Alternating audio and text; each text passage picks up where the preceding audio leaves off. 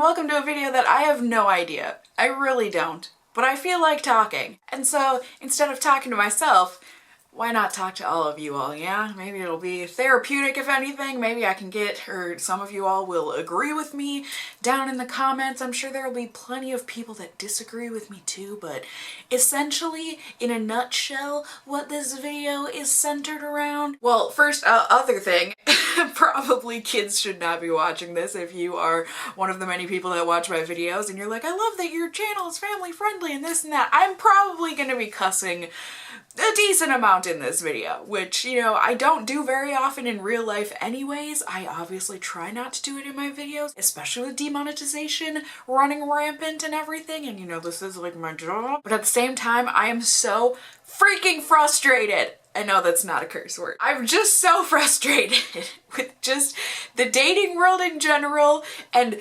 men in general. What happened? Where did all the men go? Men! No boys! Not the boys! I'm looking for the men! Men under the age of 50! Men? Anyone? Do you exist? I don't know! I'm trying to figure it out myself here, and so far, I'm really not having any luck. And it's really freaking frustrating. I mean, I've definitely come to my own conclusions, and, you know, some of it based on personal experience, and some of it based on other people's experiences, friends, and, you know, what I see and read online or whatever else. Dating sucks nowadays, and men my age don't exist anymore. Why? A multitude of reasons, I think. The biggest thing, I think I touched on this like in my last video that I did about dating or whatever when I had gotten broken up with. I think one of the biggest problems in dating culture today, at least here in America, and please also I will preface this by saying obviously not all men and obviously not all women. Like, we are not all the same. There are good ones out there. I'm sure I have friends that have found good ones. It's just a much more rare occurrence than the bad ones. So, yes and no. Like, not all men, not all women. I will throw that out there, so no one get mad saying, well, I don't do that. Good, thank you. Like, it's not all men and it's not all women. So, anyways, dating culture today. First off, the main thing is dating apps. You know, we've got Tinder, we've got Hinge, we've got Bumble, we've got whatever else there is. There's Grindr, OkCupid is still a thing. Like, there's all sorts of dating apps. And that's a problem. Like, that's an actual problem, because not only with dating apps, but also just with things in general, I feel like our culture is a very thing-based thing. You get what I'm saying? You know, we're looking for the newest and the latest and the greatest and the bestest and the shiniest and the whateverest. That shouldn't apply to people, but unfortunately it has rolled on over into the people realm of things, and that's frustrating. You know, people are addicted to the new and the novelty. I get that. But like, say a cat, obviously not a human, but like, just because he's not a kitten anymore doesn't mean I'm just gonna get rid of him just because there's a new kitten out there that could be more interesting or more interested in me. But like, you don't do that, or you shouldn't do that. People do that all the time and it sucks. There might not be anything wrong with the person they're dating, but because the novelty of the newness has worn off after, like, you know, they've given it a week, wow. Well, on to the next one, and they can! People can! They can go home and then pops up on their phone, their dating app pops up and says like, hey, you've got this many new matches, or hey, you've got a message from these other 10 people, or hey, you know, like, they don't have to stick with one person because there are so many options, and surely something is gonna be better, right? The person you're dating is ticking all of the boxes, like things are going so well, you guys are so compatible, you work great together.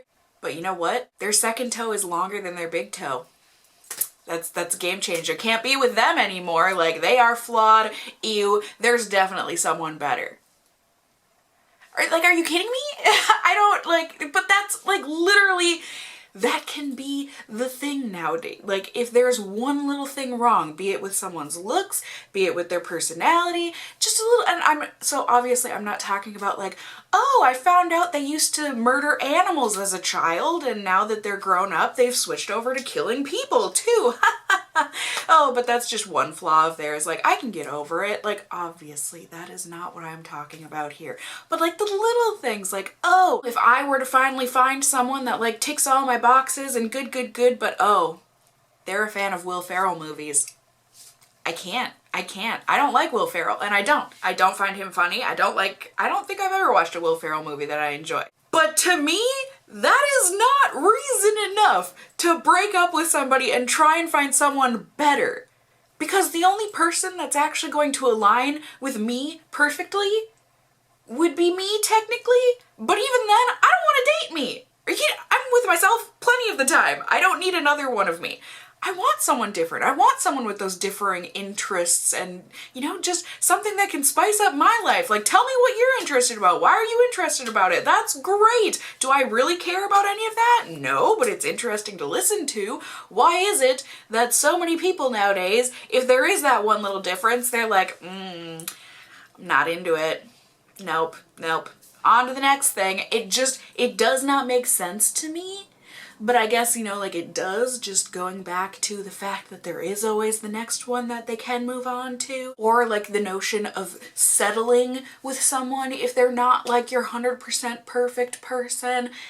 That's not called settling.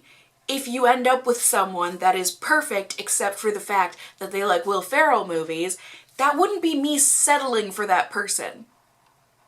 That's just us being human individuals and having our different likes and dislikes, you know? Like, there's no room for compromise anymore, I feel like, you know? There's no give and take. I don't know. It just, it's not settling, people. We need to stop overusing the term settling. Well, don't settle for that. I shouldn't settle for that. I don't deserve to settle for that. Obviously, some things you should not settle for. Like, oh, he's perfect, but, you know, he's really verbally abusive. Like, that would not be good. You should not settle for that. But, like I said a million times already, like, if he's perfect, but he likes Will Ferrell movies, that wouldn't be settling. That's just a compromise that you have to make, that you're probably gonna want to watch a Will Ferrell movie with him every now and then to make him happy. Because when you're with somebody, you should want to make them happy, right? It's not all about you anymore. It should be about the both of you. But society nowadays, it seems like that is not the case. It's all just me. And, you know, if another person can like me as much as I like me, then I guess I'll let them in. And then too, when it comes to like settling and online culture and that sort of a thing too, like just even on YouTube, go into YouTube and type in like how to get your ex back or like how to attract the one. Take note of how many of those videos are geared towards women compared to men. I would say at least 90% of those videos are going to be about how a woman can get their ex back, or how a woman can attract a man, or how a woman cannot scare a man away. When did it become scary if a girl sends a text saying, "Hi, how are you?" after not talking to you for a day or so? I don't know what it is nowadays, but that somehow comes across as being clingy or like, oh, you come off too strong. Like, that's a little scary.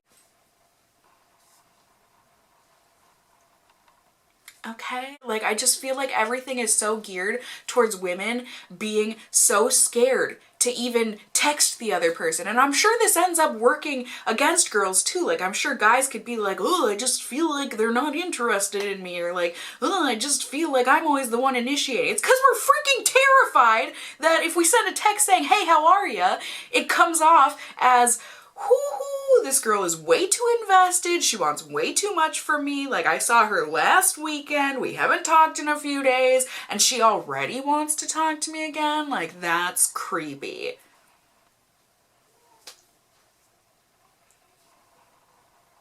Oh, okay. I have gotten this from too many people. Too many people. And I'm telling you, this is not me being crazy and like, Cassie, are you sure you didn't like text him 20 times a day for multiple days in a row? No. No. Because I know that that would come across as crazy. Even if I want to be like, hey, what the fuck? Like, can you please text me back? Like, I texted you 5 days ago and I got no response. Like, if anything, that's just disrespectful as a whole. Do you not even respect me on a level that you could just say like, hey, I'm not interested anymore, or like, hey, I'm going in a different direction, or like, hey, I don't have time for this. Like, am I really not worthy of that respect? I don't understand. I don't understand. I just feel like more times than not, it is said, you know, like, it's the woman's fault if a relationship doesn't work out. Like, I feel like if you're telling a friend like, oh yeah, my boyfriend just broke up with me, or oh yeah, our relationship just ended, or whatever, it's like, well, what happened? Like, what did you do? What did you say? What did this and that? And sometimes it is the girl's fault, don't get me wrong, but like, why is it that I feel like it always goes to the girl first? Like, well, did you come on too strong? Or, well, did you like tell him you liked him too soon? Or like, well, did you do this? Like, what? You know, if you've been dating someone for a couple months and you tell them, hey, I like you, how is that being too forward or like coming off too strong? How is that creepy? I actually don't understand that. Have we as a society coddled men too much? Have we babied them too much? Like, is it the whole like hit it and quit it culture where, you know, guys can just go from one thing to the next, and like girls are like, well, if I want to keep him around, I gotta hop into bed, or I have to get on my knees, or I have to do this, that, or the other thing sexually. And so more girls, I feel like nowadays compared to back in the day, whenever that would be referencing to, but like I feel like more girls are willing nowadays to give up, I don't know what word to use, like their morals, their standards, whatever. And obviously if you are a woman and you want to jump into bed on the first date, you do you. Like, that is your choice. As long as it's two consenting adults, you can do whatever you want. I just feel like more girls now compared to previously are willing to just, without any emotional investment or any time or effort or anything put in on either side of things, they're like, okay, well, first step to getting a guy is having sex with them. In a couple ways, unfortunately. One, yes, this can keep the guy around, and second off, that just gives them that whole hit it and quit it. Okay, like, I did the thing that I wanted to do, and now I can leave. Like, I didn't want to invest emotionally to begin with, and now I certainly don't afterward. Do you get what I'm saying? All of this, it just leads to women thinking even more so than normal that they are the problem, that we are the problem, when in reality, I mean, it's certainly a mix of people, you know, it's a mix of the different genders or whatever you're gonna want to say, but I think a lot of the problem is that we've got a bunch of man children running around in America and none of them want to grow up, and I think the grounds have been laid where they don't have to, you know, they can stay home and play video games and eat pizza all day and then have their girl come home and just get laid, go to sleep, wash, rinse, repeat. When it's like, why can't we put in a little time? Why can't we put in a little effort? Like, why don't we want to anymore? I don't think it's that hard to like want to talk to somebody when you're interested in them. I guess that's like a novel concept nowadays. But I feel like all of these mind games, just even on both sides of things, it needs to stop. Like the whole, oh, you have to wait this amount of days to text them back, or oh, you have to do this or that or whatever to make them think this or that. It just makes everyone feel like shit. And I really just wish, you know, if someone wants to text someone else, they can, and it's not taken in a negative light. Like, sometimes I do just want to say hello, and I literally am just wondering, hey, how's it going? I'm not saying, will you marry me? Yeah? I feel like when a guy opens up emotionally, that's seen as like, oh, good job, like, yay, I'm so proud of you for opening up to me. But then if a girl would open up in the exact same way at the exact same time in a relationship or whatever else, if a girl expresses herself and is expressing more than an interest in the guy's dick size, brakes on. Whoa, creepy. You don't want to know about my dick size? What? How dare you? Bye, I'm moving on to the next thing. All right. And same on that, it's like the second a girl admits her feelings, even if it's like the same exact timing or like, you know, a guy has been coming on super strong, seems clearly very interested and very wanting to be in a relationship, has probably even verbally expressed wants a relationship with you, whatever else, you know, like I've certainly been in that case where have been told they love me, and then the second I finally realize like, hey, I love them too, and I say it back, I don't ever hear from them again.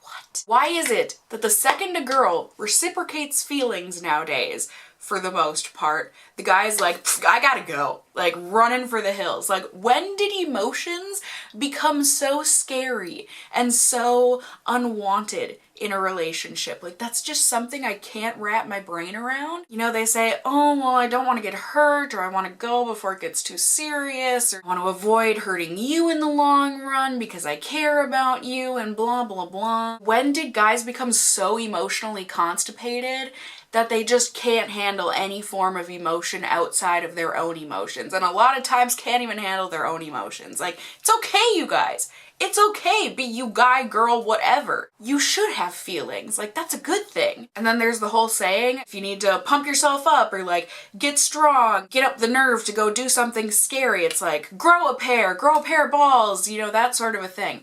How did that even come about? Because certainly nowadays, the last thing I would want to do when I'm trying to get emotionally stable and like build up courage to do something, the last thing I would want to do is have balls. Because most people that have balls, testicles,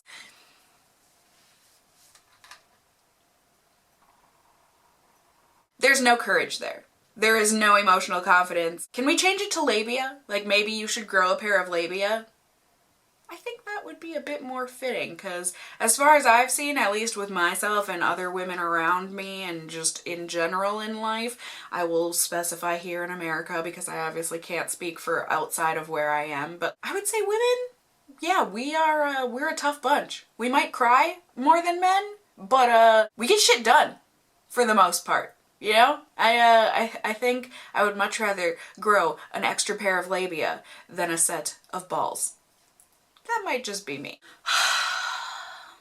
So yeah, I don't know, you guys. I'm just frustrated. I had a couple things just like happen in tandem last night. One with a person that I had been involved with, and then another from a person that I thought was a friend, both of which being guys. And both of these separate incidences happening on the same night was just like, it was too much. It was too much. We've got the man-child that always needs to be right and like can't handle criticism or can't handle the thought of being wrong, because granted, he is an incredibly intelligent person, like very much so one of the smartest people I know, but that doesn't mean you're right 100% of the time. And just because I'm one of the few people, I guess, in his life that will say something like, you need to shut up, or like, you're doing it wrong, or that sort of a thing, that makes me the bad person. Like, shame on you, woman, for speaking your mind and defying me as a man. Okay. And then we've got the other man-child over here that is a man-child for other reasons, that plays the hot and cold. Either you want me in your life, or you don't. You know, like, you can only ignore me for so long and then come back in and be like, oh, how's it going? So many times before I'm like, you're just a disrespectful piece of shit. Like, I don't know how else to put it, but like, you clearly don't respect me. Otherwise, you wouldn't treat me that way.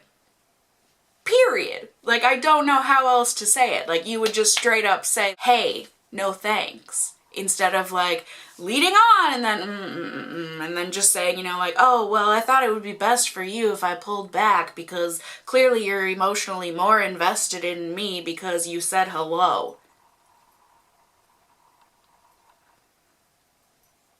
You know, the level of confusion is real when the chins come out to play. I don't understand the logic, but that does seem to be the logic of many people nowadays. So yeah, that has been my video essay on why I'm frustrated and will probably be single and a cat mom forever. Proud.